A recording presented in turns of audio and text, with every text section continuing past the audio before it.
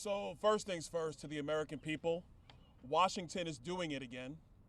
While you were celebrating Memorial Day, all of our men and women who gave their lives for this great nation, and you were spending time with your family and your friends, this town was cutting another crap deal that's going to put you more in debt with no real changes whatsoever. So the American people need to understand full and well, do not listen to the talking points. Do not listen to the cool phrases that are being thrown out in commercials on CNN or Fox or MSNBC, because Washington is lying again. This bill has no cap in raising the debt, just a date in the future. We have no idea what that number is going to look like. Some people are saying $4 trillion, some people are saying $3.5 trillion. This bill in year one might cut $12 billion if you just want to be generous. So who here thinks it's cool to cut $12 billion in exchange for $4 trillion? I don't think that's cool at all. This bill actually keeps the Biden baseline intact for the federal agencies. The Republicans in Congress have been saying for months that we need to get back to pre-COVID spending levels. This bill canonizes post-COVID spending levels brought to us by Joe Biden and the Democrats.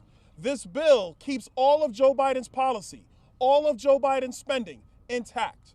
This bill does nothing for the Green New Deal subsidies that are going to cripple our electric grid. So when Americans are trying to figure out that they went and bought this electric car that they were subsidized to buy, but when they plug it in, there's not enough electricity on the grid, that is because Washington subsidized all these Green New Deal projects and nobody stood up to it except for people standing behind me right now. To my Republican colleagues, do not vote for this bill. I'm telling you right now, your voters back home are going to look at you and say, why did you vote for a bill that keeps all of Joe Biden's policy in place and all you did was raise the debt ceiling? They're going to tell you, why did you not stand up and demand that they go back to the table and renegotiate this deal? These negotiations happened. Listen, in negotiations, you go through it, you figure out what comes out the other side. But now it's time for the Republican members of Congress to weigh in on these negotiations. That is why I am a no.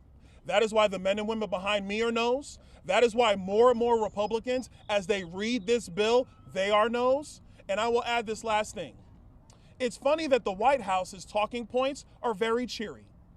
That the White House is telling Democrats, have crocodile tears, but vote for the bill. It's funny that you have 100 Democrats who are now greenlighting they will vote for this bill. You know why they're going to do that? Because none of their policy is changed and they get to keep all of their spending.